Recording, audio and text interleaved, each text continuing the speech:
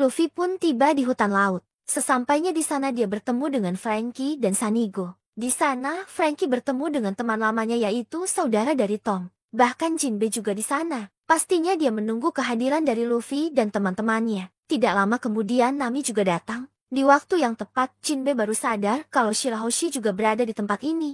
Luffy menjelaskan dia berada di sini karena dia ingin mengantar Shirahoshi ke makam ibunya. Namun Nami memperjelas keadaan sekarang, di mana sekarang kerajaan telah diserang oleh kelompok dari Hodi. Bahkan Zoro Usopp dan Brook masih terjebak di istana bersama dengan Neptune. Hal itu membuat Jinbe terkejut karena dugaannya benar bahwa Hodi ingin balas dendam. Atas hal tersebut, Jinbe meminta maaf atas membawanya ke masalahnya. Di belahan pulau lain terlihat kalau aliansi Hodi juga mulai bergerak. Dimulai dari menghancurkan kota-kota dan menyerang penduduk yang menentang pahamnya. Bahkan aliansi tersebut meminta para penduduk untuk menginjak foto seseorang yang diduga ratu di pulau ini yang bernama Otohime. Akan keadaan itu, penduduk kota telah bimbang. Lebih parahnya lagi, aliansi akan menghabisi nyawa orang yang tidak mau menginjak foto itu. Mulai dari sini, kekacauan di pulau manusia ikan menjadi memuncak. Beralih ke istana kerajaan yang saat itu Zoro sudah kehabisan energi melawan Hodi. Jadi saat ini, dia hanya bergantung kepada Neptune yang masih memiliki kekuatan. Tidak disangka di sela-sela merencanakan untuk melarikan diri, Hodi tiba-tiba bangkit kembali. Sekarang terlihat kalau Hodi memakan pil steroid yang cukup banyak. Atas hal itu, kemampuan fisiknya berkali-kali lipat. Neptune yang mengetahui hal itu tidak diam saja. Dia pun mencoba menggunakan kemampuan terkuatnya juga. Namun dia tidak menyerang Hodi, melainkan membuat celah agar pasukannya bisa keluar. Sementara dirinya akan mengorbankan diri karena saat ini hanya itulah yang dia bisa. Namun tidak terduga hal baik menghampirinya. Namun tetap saja Hodi tidak membiarkannya. Akhirnya Neptune bersama dengan Zoro dan lain tertangkap. Setelah itu Hodi berniat membawanya ke tengah kota. Nantinya dia akan mengakhiri nyawa Neptune di sana. Bodohnya lagi, Hodi meminta semua pasukannya untuk pergi dari istana. Karena dia percaya bahwa Zoro dan kelompoknya tidak bisa kabur dari penjara yang dia buat. Beralih ke Luffy lagi. Saat itu mereka beristirahat sambil menyembuhkan Hachi di sana. Di tempat tersebut mereka membahas tentang alasan dari Hodi dan mengapa dia melakukan hal tersebut. Namun sebelum itu, timbul masalah antara Nami dan Jinbei. Nami merasa marah kepada Jinbei karena rumor mengatakan kalau perbuatan Arlong di East Blue adalah tanggung jawabnya. Di saat itu Jinbei pun terkejut karena berita desa yang dihancurkan oleh Arlong adalah salah satu kru dari Luffy. Untuk membenarkan masalah tersebut, Nami meminta Jinbei untuk menjelaskan. Dan apakah benar itu adalah tanggung jawabnya? Jinbei menjawab kalau itu adalah tanggung jawabnya. Namun sebelum itu, Jinbei meminta Nami untuk mendengarkan cerita asal mula kebencian manusia ikan dan kemudian dari Arlong. Dahulu kala ada seorang pahlawan lahir di distrik manusia ikan. Pemuda itu adalah Fish Tiger. Di pulau ini, Tiger dikenal sebagai orang baik dan bijaksana. Bahkan bukan tempat kelahiran saja yang menghormatinya, melainkan seluruh penduduk termasuk Raja Neptune. Selain itu, Tiger juga adalah pemimpin dari distrik manusia ikan. Lantaran di sana hanya dialah orang terkuat. Bahkan Jinbei dan Arlong juga menghormatinya sebagai pemimpin. Namun suatu hari Tiger pergi untuk berpetualang. Tujuannya sangat mulia. Dia ingin mencari sebuah kedamaian untuk hidup bersama dengan manusia. Setelah kepergian dari Tiger, Arlong dan Jinbei hidup dengan apa yang mereka suka, di mana Jinbei menjadi komandan kerajaan untuk menghidupinya. Sementara Arlong berniat untuk membuat bajak laut agar dia bisa seperti Fish Tiger. Tetapi sifat dari Arlong dan Jinbei cukup berbeda, di mana Arlong selalu berusaha keras untuk menghabisi manusia. Sementara Jinbei masih sama seperti Tiger, yaitu dia mencari kedamaian. Di saat menjadi komandan kerajaan, Jinbei belajar banyak hal tentang kedamaian menurut Ratu. Karena di saat menjaganya, dia terkejut saat Ratu bersusah payah untuk memberdayakan kedamaian terhadap para penduduknya. Kadang Arlong yang memiliki visi yang berbeda sering menentang Ratu. Jadi kedamaian menurut Arlong adalah tidak ada manusia. Selang 2 tahun kemudian, Tiger akhirnya telah pulang berpetualang. Jinbei dan Arlong senang akan kehadirannya kembali. Setelah pulang, Tiger langsung ke kerajaan untuk menceritakan petualangan selama 2 tahun ini. Ternyata dalam 1 tahun lalu, dia menghadapi sebuah masalah yang cukup besar, di mana dia menjadi budak dari para Tenryubito. Namun kenangan buruk di sana tidak bisa dilupakan. Karena saat di sana dirinya diperlakukan seperti di neraka. Neptune dan Otohime yang mendengar hal tersebut sangat terkejut. Karena sebelumnya dia berharap bahwa dengan Tiger berpetualang, manusia ikan tidak dibenci lagi oleh manusia. Kabar buruknya lagi, Tiger meminta satu permintaan, yang mana dia akan menghancurkan pelelangan agar para budak manusia ikan di sana bebas. Alasannya dia paham jelas kekejaman dari Tenryubito. Oleh sebab itu dia akan membebaskannya. Neptune dan Ratu yang saat itu tidak bisa menghentikan amarahnya pun mengizinkannya. Singkat cerita, Tiger telah membebaskan para budak tersebut. Bahkan dua bersaudara dulu bisa terlepas juga karena Tiger. Setelah terlepas, Tiger membentuk sebuah bajak laut yang bernama Matahari. Dia membentuk bajak laut itu dengan tujuan agar para budak tidak mengingat masa-masa menjadi budak. Tiger juga menindas tato budak menjadi simbol matahari. Setelah kekacauan yang dibuat oleh Tiger, dia menjadi ancaman besar bagi para angkatan laut. Kabar tersebut juga sampai ke manusia ikan. Meskipun hal tersebut adalah kabar buruk, tetapi para penduduk tetap mendukung Tiger. Karena apa yang dilakukan Tiger adalah keadilan. Otohime yang mendengar hal itu juga turut senang. Bahkan tekadnya sekarang untuk mencari kedamaian juga bertambah. Suatu hari Jinbei dan Arlong juga bergabung ke bajak laut Matahari. Alasan mereka adalah ingin mendukung apa yang dilakukan oleh Tiger. Namun dalam sisi Arlong, dia hanya mengikuti Tiger agar bisa membalaskan dendamnya. Cerita akan menjadi semakin menegangkan mulai dari sini. Bajak laut Matahari kini sudah menjadi incaran utama dari pemerintahan. Seiring berpetualang menjadi tidak laut, Tiger selalu mengatakan kepada krunya untuk tidak menghabisi nyawa manusia. Karena jika itu terjadi, maka kita juga sama seperti mereka. Di awal, perkataan Tiger selalu dijaga dengan baik. Namun suatu hari kemarahan Arlong yang meluap membuatnya tidak bisa melihat kebenaran. Alhasil dia melanggar dan menghabisi nyawa manusia. Tetapi anehnya Tiger tidak memarahi Arlong. Karena dia juga tidak tahu apakah cara yang dia lakukan saat ini adalah sebuah hal baik. Bahkan dia berkata kepada Jinbei kalau dia takut dengan dirinya sendiri. Alasannya dia juga sama seperti Arlong. Dia juga sudah tidak bisa menahan amarahnya. Tapi kemarahannya terhenti setelah mendengar perkataan dari Otohime. Bahwa suatu saat ada seseorang yang bisa menyatukan kedamaian antara manusia ikan dan manusia. Jinbei yang tahu hal itu sangat terkejut. Dan baru kali ini dia menyadari apa perkataan dari Otohime dahulu. Di kerajaan Otohime masih memberdayakan untuk mendukung rencananya berdamai dengan manusia, yaitu dengan cara meminta tanda tangan dari semua para penduduknya. Dan nanti jika surat itu terkumpul, dia akan pergi ke dunia atas untuk berdiskusi dengan para atasan dunia. Namun ternyata sulit untuk meyakinkan para penduduk akan hal itu, dikarenakan para penduduk masih membenci manusia. Namun di sini Otohime tidak menyerah, bahkan dia juga mengajari anak-anak dengan apa yang terjadi di dunia atas. Jadi tekad dari Otohime sangatlah besar, dan usahanya pun membuahkan hasil. Namun itu masih jauh dari harapan. Karena dia harus mengumpulkan 70% suara dari penduduk manusia ikan. Sekarang dia hanya mendapatkan 1% saja. Padahal waktu yang digunakan adalah 5 tahun lamanya. Meski begitu dia tidak menyerah.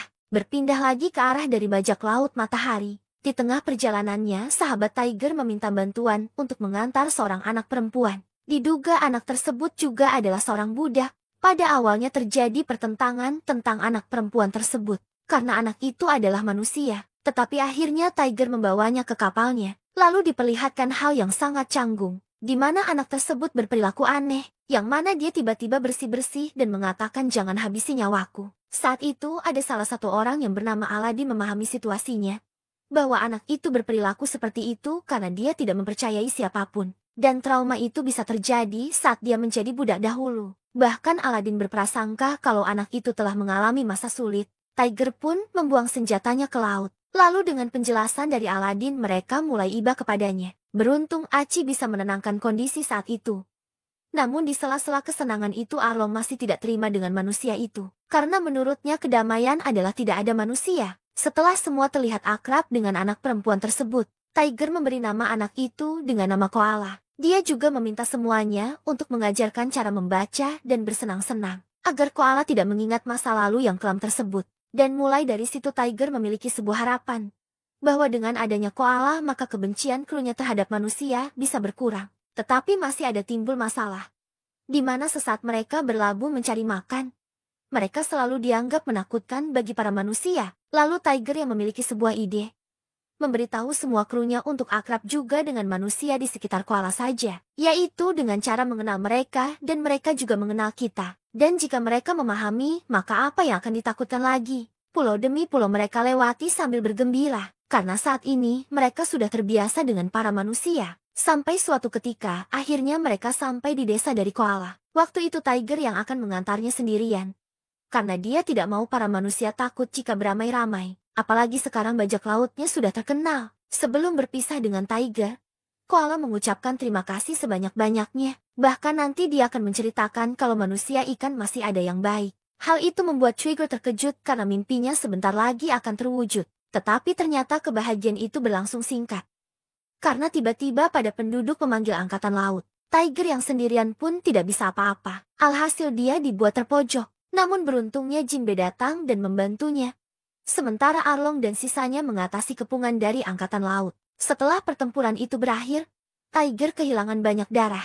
Kabar buruknya dia tidak menerima darah dari para manusia. Meski begitu saat itu, dia masih memegang teguh mimpinya. Dan untuk tidak membuat kebencian terulang, Tiger meminta semua krunya untuk tidak memberitahukan kejadian ini kepada pulau manusia ikan. Akhirnya Tiger kehilangan nyawanya dengan tragis. Jinbe yang melihat hal itu tidak bisa apa-apa. Namun mulai dari sini, Jinbe akan meneruskan tekad dari Tiger. Sementara Arlong yang tidak bisa menahan amarah langsung pergi sendirian untuk menghapus semua angkatan laut. Dan secara tidak terduga, di sana ada Kizaru. Dia pun malah ditangkap. Jinbe yang mengetahuinya tidak bisa melakukan apa-apa. Arlong juga memberitahukan semua kejadian dari kematian Tiger. Dan lebih parahnya, Arlong membuat kebohongan bahwa manusia tidak mau memberikan darahnya kepada manusia ikan. Alasan Arlong adalah dia ingin manusia ikan tetap membenci para manusia apapun yang terjadi. Jinbe yang tahu hal tersebut tidak bisa berbuat apa-apa lagi. Dan sekarang dia akan menggantikan kepemimpinan dari Tiger untuk melanjutkan perjalanannya. Sampai suatu ketika dia ditawari oleh pemerintah untuk menjadi Shichibukai.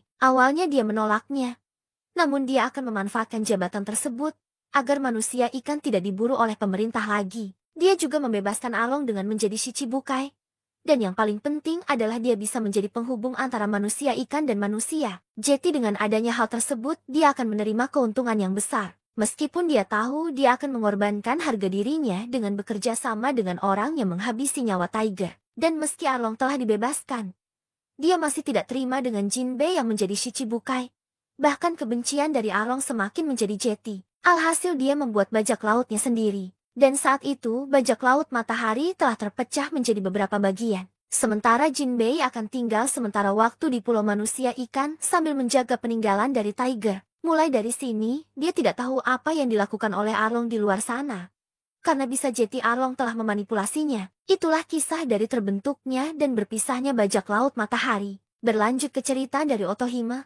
Sesaat kabar dari Tiger telah mati dihabisi nyawanya oleh manusia. Para penduduk mengambil kembali suaranya. Alasannya manusia tidak bisa dipercaya. Hal itu membuat Otohime hancur dalam keputusasaan. Karena apa yang dia lakukan saat ini telah sia-sia. Di kondisi yang seperti itu, dia tidak sengaja kehilangan akal karena minum. Secara tidak terduga, dia mengeluarkan semua unek-uneknya kepada para penduduk bahwa dia ingin kedamaian itu terjadi. Semua orang yang mendengar curahan hati dari Otohime tergugah. Tapi itu hanya sebagian saja. Lalu cerita berlanjut saat tiba-tiba ada kapal dari Tenryubito ke pulau ini. Namun tampaknya kapal itu mendarat dengan kondisi yang rusak. Yang masih hidup hanyalah satu orang. Tepatnya dia adalah Tenryubito yang bernama Saint. Melihat hal itu, semua kebingungan. Apalagi di sini Saint juga bertindak bodoh. Yang mana dia mengancam akan menghabisi nyawa jika tidak ditolong. Hal itu membuat reputasi manusia terhadap manusia ikan menjadi memburuk. Sampai suatu ketika ada beberapa orang yang mendekati Saint. Ternyata orang itu adalah budaknya dahulu. Saat itu, mereka ingin membalaskan dendamnya atas perbuatannya dahulu. Namun naasnya saat ingin menghabisinya, tiba-tiba Otohime menyelamatkannya. Beruntungnya Otohime hanya tergores saja, mengingat dia memiliki kemampuan Kenbunshoku Haki. Tapi hal itu malah dimanfaatkan oleh Saint untuk menyerang Otohime. Hal itu membuat semua terkejut. Karena Saint tidak tahu terima kasih. Terlihat kalau memang seperti itulah sifat asli dari kebanyakan manusia. Di kondisi yang menegangkan seperti itu tiba-tiba muncul Seeking di pulau ini. Dan ternyata hal itu adalah pemicu dari Shirahoshi menangis. Atas hal tersebut membuat kekacauan itu berhenti. Sementara Saint akan menuruti Otohime untuk disembuhkan. Cerita berlanjut dari Saint yang sembuh dari luka parahnya. Lalu Otohime memberikan sebuah kendaraan agar Saint bisa kembali pulang. Secara tidak terduga Otohime juga ikut. Tujuannya yaitu meminta surat perdamaian kepada atasan dunia. Melihat hal itu semua penduduk pun tidak terima. Karena bisa jadi Saint menghabisinya di tengah perjalanan. Tetapi karena tekad dari Otohime Neptune pun mengikhlaskan kepergiannya. Singkat cerita Otohime kembali dengan selamat. Kabar baiknya dia mendapatkan surat perdamaian itu. Namun dengan satu syarat, yaitu dia harus mendapatkan 80% suara dari penduduknya. Setelah tiba kembali, Otohime bercerita kepada ketiga pangeran. Dan dia meminta janji kepada ketiga pangeran untuk menjaga Shirahoshi. Karena Shirahoshi adalah duyung legenda. Yang konon katanya duyung legenda itu bisa berbicara dengan para raja laut. Bisa disimpulkan kalau Shirahoshi memiliki kemampuan yang sangat hebat. Bahkan kekuatan itu juga bisa dibuat kebaikan dan keburukan. Kabar baiknya, kekuatan itu juga bisa digunakan untuk menjadi jembatan agar manusia ikan bisa berdamai dengan manusia. Keesokan harinya sekali lagi Otohime berpidato untuk kedamaian. Dan secara tidak terduga semua telah mempercayainya. Bahkan dia mendapatkan suara yang melebihi kuota. Di kesenangan itu tidak disangka ada yang membakar surat tersebut. Bahkan yang paling mengejutkan adalah Otohime telah dilubangi peluru oleh seseorang. Dan ternyata yang menembaknya adalah manusia. Namun manusia itu telah kehilangan nyawa saat dihabisi oleh Hodi. Jadi di waktu yang genting itu, mereka tidak bisa memperjelas apa alasan manusia itu menghabisi ratu. Alhasil kebencian terhadap manusia muncul kembali. Namun Otohime yang sekarat berkata kepada anaknya untuk tidak menaruh dendam kepada orang yang menghabisinya. Karena dia tidak ingin kejadian sama terulang kembali. Neptune yang mengetahuinya pun sangat menyesalinya. Bahkan dia juga beranggapan sama untuk menguji manusia melebihi dari apapun. Tapi kemarahannya kembali lega saat dia mengingat perkataan dari Otohime dahulu. Tetapi dengan hal itu juga, dia meminta anak-anaknya untuk tidak pergi keluar, terutama Shirahoshi. Karena bisa jadi ada orang yang mengincarnya. Mengingat Shirahoshi memiliki kekuatan yang besar. Namun dalam segi Fukaboshi yang sudah berjanji pada ibunya melakukan sesuatu tidak terduga, di mana dia meminta satu lagi kepada para penduduk untuk mempercayai manusia, karena dia tidak ingin usaha ibunya selama ini menjadi sia-sia. Atas perkataan dari Fukaboshi,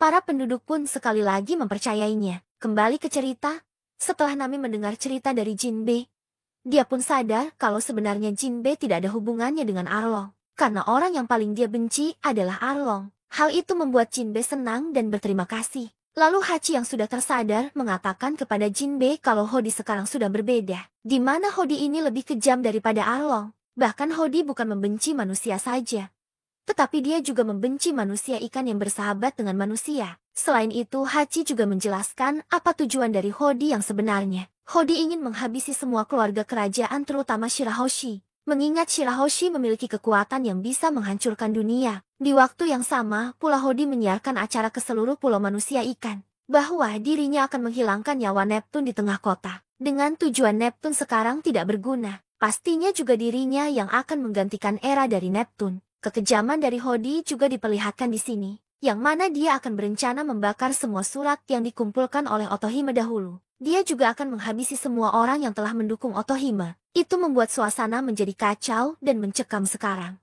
Jinbe yang mengetahui hal itu sangat marah. Di sini, Luffy juga berniat untuk membantu, tetapi dihentikan oleh Jinbe. Jinbe memintanya untuk tidak melakukan apapun, karena jika nanti dia bisa mengalahkan Hodi, maka kebencian manusia akan terulang. Tetapi di sini, Luffy masih tetap ingin membantunya. Alasannya temannya juga ditangkap oleh Hodi. Namun tetap saja Jinbe tidak memperbolehkannya. Akhirnya Luffy yang sedang marah pun bertarung dengannya. Sementara Jinbe pun juga demikian. Karena dia harus menghentikan Luffy di sini. Karena jika tidak, maka usahanya akan sia-sia. Di tengah pertikaian itu Robin akhirnya datang. Yang sebelumnya Robin telah menemukan sebuah paniglif di sana. Kedatangan Robin juga membuat pertarungan Luffy dan Jinbe terhenti. Sementara di sisi pulau kekacauan yang dibuat oleh aliansi Hodi menjadi jeti, di mana mereka semua memakai pil steroid sama seperti Hodi. Dengan adanya itu, mereka semakin kuat dan brutal. Setelah itu, semua aliansi berkumpul seperti apa yang dikatakan Hodi sebelumnya, beralih ke Hodi yang sedang menuju ke tengah kota. Di tengah perjalanan, Hodi merasakan kesakitan akibat tebasan dari Zoro. Atas hal itu, dia memakan beberapa pil steroid untuk menenangkan rasa sakit tersebut. Naasnya, karena kebanyakan memakan pil itu malah membuat dirinya semakin kesakitan lagi. Sampai suatu ketika, ternyata tubuhnya masih bisa mengemban kekuatan besar tersebut. Alhasil Hodi berevolusi lagi. Dia saat ini menjadi lebih mengerikan lagi. Bahkan serangan biasa saja bisa menghancurkan satu kota. Hal itu membuat Hodi semakin percaya kalau dia bisa menghancurkan pulau manusia ikan. Lalu dia pun tiba di sana. Di sana juga para aliansi sudah berkumpul untuk acara penghilangan nyawa Neptune. Di saat persiapan tersebut, tiba-tiba ketiga pangeran datang untuk menyelamatkan raja. Namun kabar baik tak menimpa mereka bertiga. Karena di sana semua bajak laut Hodi telah berkumpul. Bisa dibilang mereka kalah jumlah. Ketiga pangeran itu pun bisa dikalahkan oleh para aliansi. Karena hal tersebut, pihak kerajaan menjadi sulit. Apalagi sekarang mereka tidak mendapatkan bantuan lagi. Alhasil mereka hanya bisa pasrah dengan keadaan. Di tempat lain terlihat kalau Jinbe dan Shirahoshi sedang menuju ke tengah kota untuk menyelamatkan raja. Jadi masalah dengan topi jerami di sini sudah selesai. Di tengah perjalanan ke sana, tiba-tiba mereka berdua termakan jebakan dari Hodi. Mereka pun tertangkap dan dibawa ke tengah kota. Hodi yang mengetahuinya pun tambah senang. Karena hari ini, dia cukup beruntung. Beruntungnya lagi Jinbe juga ikut tertangkap oleh bawahannya. Jadi untuk saat ini sudah tidak ada yang dihadirkan lagi. Keadaan menjadi memburuk ketika semua bawahan Hodi berkumpul di tempat ini.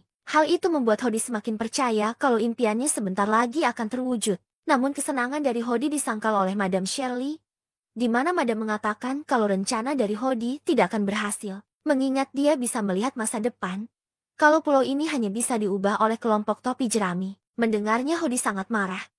Bahkan dia menyerang Madam hingga membuatnya tidak bisa bergerak. Melihat kejadian itu, semua penduduk dan pihak kerajaan pun ketakutan. Karena sekarang tidak ada harapan bagi mereka untuk bisa mengalahkan Hodi. Di kesempatan itu, Hodi memberikan sebuah kebenaran yang luar biasa. Bahwa 10 tahun yang lalu, dia yang menghabisi nyawa Otohime. Yang mana dulu dia menyewa manusia hanya untuk membakar surat dari Otohime saja. Sementara Hodi yang akan menembak Otohime sendiri. Namun rencana tidak berhenti begitu saja. Dia membuat manusia tersebut sebagai pelaku atas penghabisan nyawa Otohime. Alasannya, jika manusia yang menghabisi nyawa Otohime, maka kebencian manusia ikan akan kembali. Dan ternyata benar hal itu membuat kebencian terulang. Hai semua orang yang mengetahuinya sangat terkejut. Tetapi sekarang mereka tidak bisa apa-apa. Tetapi dalam sisi Shirahoshi tidak sedih. Karena dia sudah mengetahui siapa pelaku tersebut 8 tahun yang lalu. Yang mana dia mengetahuinya berkat hiu peliharaannya. Namun saat itu dia tidak membeberkan hal itu. Dikarenakan dia tidak ingin melanggar janji kepada ibunya. Yaitu tidak membenci siapa yang menghabisinya. Hal itu membuat semua orang terkejut lagi. Lalu penduduk yang sudah tidak tahan lagi dengan para keluarga kerajaan yang disakiti. Mereka meminta kelompok topi jerami untuk menghancurkan pulau manusia ikan. Karena hanya mereka saja yang bisa mengalahkan Hodi. Hal itu membuat Hodi semakin marah. Dia pun mempercepat penghilangan nyawa dari Neptune. Semua orang yang melihatnya pun tidak bisa berkata-kata. Tetapi sesaat pedang itu mengenai Neptune, Luffy tiba-tiba keluar dari perut hiu dan langsung menghajar Hodi sampai terlempar jauh. Semua yang mengetahuinya sangat senang. Dan sekarang mereka menganggap kalau ada manusia yang baik seperti kelompok topi jerami. Ternyata kemunculan dari Luffy bukanlah sebuah kebetulan karena semua ini telah direncanakan oleh Jin agar Luffy bisa menjadi pahlawan. Dan seperti yang telah direncanakan, akhirnya itu pun terjadi. Dan ternyata Luffy juga tidak sendirian. Dia juga bersama dengan yang lain. Di mana Sanji dan yang lain menyelamatkan Zoro yang berada di istana. Sementara Robin dan Nami membantu Luffy. Dengan datangnya Nami dan Robin membuat keadaan menjadi tenang. Bahkan mereka berhasil mencuri kertas dari Otohime yang dibawa oleh bawahan Hodi. Sementara Robin juga berhasil membuka sebuah rantai kekangan dari Neptune dan yang lainnya. Tidak lama kemudian, Sanji dan Zoro akhirnya datang bersama kapal. Dan dengan hal itu menandai bahwa semua kru topi jerami sudah lengkap. Di sisi lain Hodi yang terkena serangan Luffy sebelumnya masih bisa bangkit. Dan penuh amarah, Hodi meminta semua 100.000 bawahannya untuk menyerang topi jerami. Tetapi hal itu tidak membuat Luffy ketakutan. Malah dia menuju ke tengah sendirian. Lalu diperlihatkan hal yang sangat keren. Di mana Luffy menggunakan haki rajanya untuk menumbangkan separuh dari bawah Hodi. Seketika semua orang pun terdiam dan ketakutan karena topi jerami memang sangat kuat dan mengerikan.